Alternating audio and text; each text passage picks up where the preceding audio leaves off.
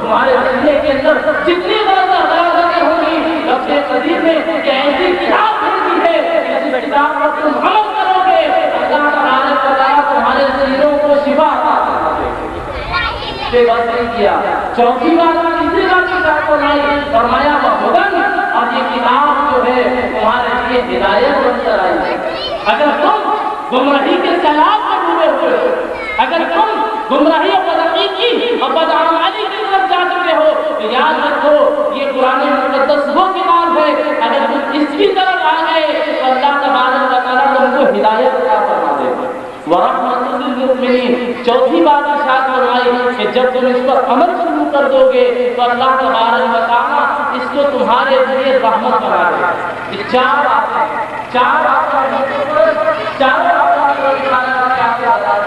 پہلی بات اللہ تعالیٰ نے فرمایا کہ یہ رب قدیر کی طرف سے تمہارے لیے نصیحت ہے، یہ قرآن ہمیں نصیحت ہے۔ آپ دیکھ لیجیے اس دنیا میں آ جائے، اس دنیا میں آ جانے کے بعد کائنات میں انسان جب سر شعور ہوا بلوغت پر تحریف پر قدم رکھتا ہے، یہ انسان آگے میں بالغ ہوتا ہے تو اب جب انسان بالغ ہوتا ہے اب اس کے دماغ میں کھلے رہتے ہیں، اس کے ہوش و حواس کے اندر ایک عجیب سی تبدیلی آتی ہے۔ جس باشعور ہوتا ہے لیکن کبھی کبھی دیکھا جاتا ہے کہ باشعور ہونے کے باوجود یہ ناشعوری والے کام کر رہا ہے، باشعور ہونے کے باوجود یہ غیر شعوری اور غیر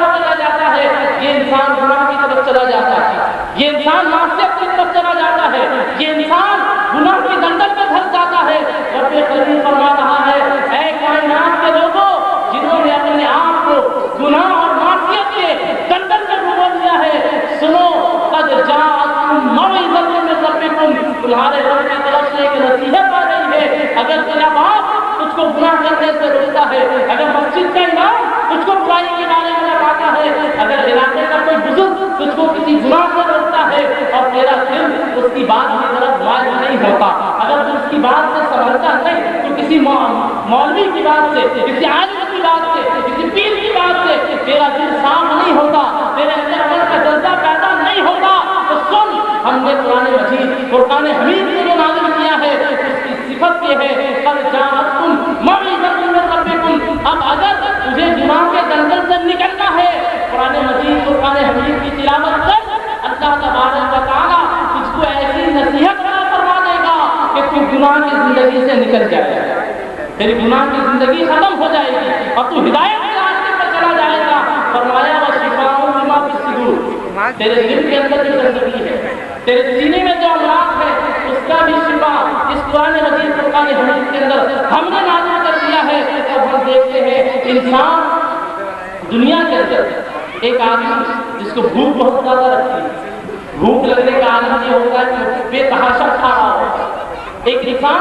جب بہت زیادہ کھا لیتا ہے تو کہا جاتا ہے کہ اس کا نفس موٹا ہو جاتا ہے، اور جب نفس موٹا ہوتا ہے تو ظاہر سی بات ہے کہ وہ عبادات پر چستی نہیں کرتا، سستی کرنے لگتا ہے، وہ اللہ تبارک بدن میں دسیوں بیماریاں پیدا ہونے لگ جاتی ہیں۔ اس کے ساتھ ساتھ اس کا نتیجہ یہ نکلتا ہے کہ وہ شخص اخلاقی برائیوں کا بھی شکار ہو جاتا ہے اور دیگر امراض بھی اس کو دامنگیر ہو جاتے ہیں۔ اور ہوتا کیا ہے انسان اس کو کسی طبیب کے پاس لے کے جاتا ہے، کبھی ہم کہتے ہیں کہ فلاں کو دیکھ لو اس کے پیٹ میں السر ہے، فلاں کو دیکھیے اس کے پیٹ میں رسولی ہے، فلاں کو دیکھیے اس کو کینسر ہے، فلاں کو دیکھیے اس کو ٹی بی ہے، فلاں کو کانی کھانسی ہے۔ اس طرح کے امراض ہمارے معاشرے میں نظر آتے ہیں۔ ہر آدمی اس میں جا کر لوگ اس کا پورے آدم کو فاروق اعظم کہتے ہیں، وہ لوگ جو اپنے جانوں کے دشمن تھے، اپنے بھائیوں کے دشمن تھے، اپنے بھتیجوں کے دشمن تھے، اپنے رشتہ داروں کے دشمن تھے، نبی ہادی مجسم جناب احمد مصطفیٰ و محمد مصطفیٰ صلی اللہ علیہ وسلم کے دامن ہدایت میں وابستہ ہوئے تو اللہ تبارک و تعالیٰ نے ان کو روشن کیا۔ صحابہ کرام علیہ رضوان کی 1,34,000 نفوس جب وہ حضور کی ذات بارک کے پاس سے روشن منور ہوئے تو حضور نے فرما دیا اصحابی النجوم، میرے امام صحابہ ستارے کی طرح ہیں، ان میں سے جس کے ساتھ چمکو گے، جس کے ساتھ چمکو گے اللہ تبارک و تعالیٰ اس ستارے کی برکت سے تم کو بھی چمکا دے گا، اللہ تبارک و تعالیٰ تم کو بھی نمبر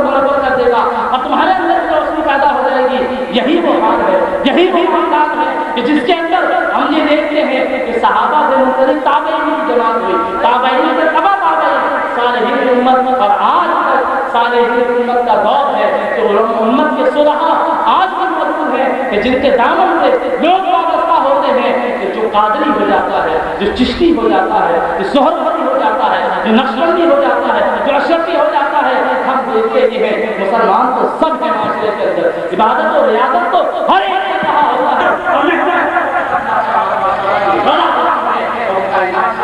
کوئی کام اسی لیے نہیں کرتا کہ میں بڑا ہوں، اس لیے نہیں کرتا کہ میں کامیاب ہوتا، اس لیے نہیں کرتا کہ میں اپنے آپ کو بڑا کروں، میں انہیں کو چلا جاؤں، بلکہ اس کے نزدیک مطمئن ہوتا ہے کہ بس وہ کام کروں جس سے میرا رب راضی ہو جائے، وہ کام کروں جس سے سرور کائنات راضی ہو جائے، وہ عمل کروں کہ جس کے ذریعے سے ایک گناہگار آدمی نیکی کی طرف چلے جائے۔ یہ آپ کی زندگی کے نوجوان، یہ آپ کے محلے کے نوجوان ایسے لوگوں کو اپنی حوصلہ افزائی ہونی چاہیے کہ جنہوں نے ذات عالم مصطفیٰ صلی اللہ علیہ وسلم کے لیے حضور علیہ السلام کے سامنے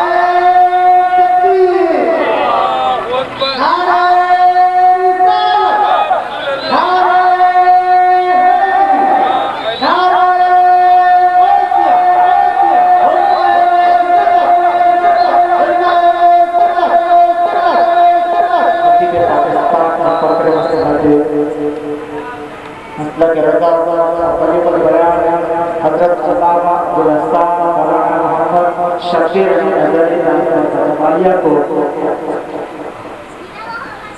عالیہ کو کانفرنس میں خوش آمدید کیا۔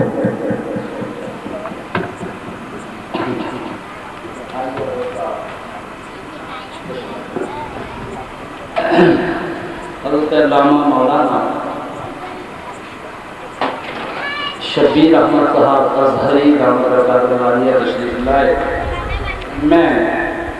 انجمن خاتون النبیین کی جانب سے اور گلشن بہار علاقے کی جانب سے آپ کو خوش آمدید کہتا ہوں۔ آپ کے ساتھ اورنگی ٹاؤن کی مشہور مسجد جامع مسجد سبحانی کے امام خطیب حضرت مولانا بشیر قادری صاحب نورانی زیدہ مجدوہ بھی تشریف لائے، میں ان کو بھی خوش آمدید کہتا ہوں۔ صرف چند آخری باتیں گوش گزار کر کے آپ سے جواب چاہوں گا کہ جب انسان اپنے آپ کو رسول اللہ صلی اللہ علیہ وسلم کے فرامین اور احکام خداوندی کے مطابق اپنی زندگی کو ہاتھ دیتا ہے، تب اس کی نظر میں اپنی ذات کوئی حیثیت نہیں رکھتی۔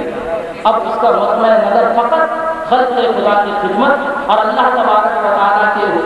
بارگاہ تک عام لوگوں کا حصول ہو جاتا ہے کہ عام انسان جو گناہ کے دلدل میں، معصیت کے دلدل میں پھنسا ہے، اس انسان کو رب قدیر تک کیسے پہنچایا جائے۔ تو عام آدمی اگر اللہ تبارک و تعالیٰ تک پہنچنا چاہتا ہے تو اس کے لیے سیدھا سا راستہ یہ ہے کہ رب قدیر نے فرما دیا یا ایھا الناس قد جاءتکم موعظۃ من ربکم وشفاء لما فی الصدور وہدی ورحمۃ للمؤمنین۔ اگر تو اس چاروں چیزوں پر عمل کر گیا، اللہ تبارک و تعالیٰ کی نصیحت سے نصیحت حاصل کر لی، اس قرآن سے اپنے سینے کے لیے شفا حاصل کر لی، اپنی زندگی گزارنے کے لیے ہدایت حاصل کر لی، تو یاد ہے کہ رب قدیر کی رحمت تیرے لیے ہوگی۔ اور جو رب کعبہ کی رحمت جس بندے پر برس جاتی ہے، اللہ تبارک و تعالیٰ اس کو جہنم میں نہیں ڈالتا، وہ دوزخ کی آگ میں نہیں جائے گا، اس کا ٹھکانہ جنت ہے۔ جنات تجری من تحتها الانہار، ایسی جنت کہ جس کا تصور کسی آنکھ نے نہیں کیا، کسی دماغ نے نہیں کیا،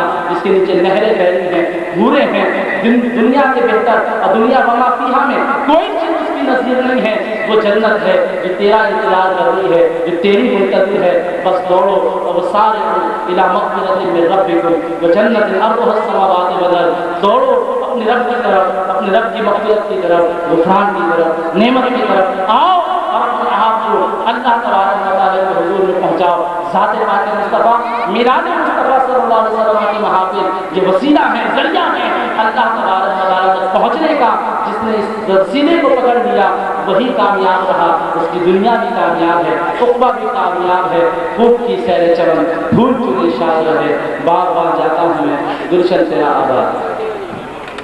ماشاءاللہ سبحان اللہ۔ یہ تھے خطیب سکھر مختلف شعراء حضرت علامہ ابوالبیان شرح اور شکیل رحمت اللہ علیہ جو کہ خطاب فرما رہے تھے.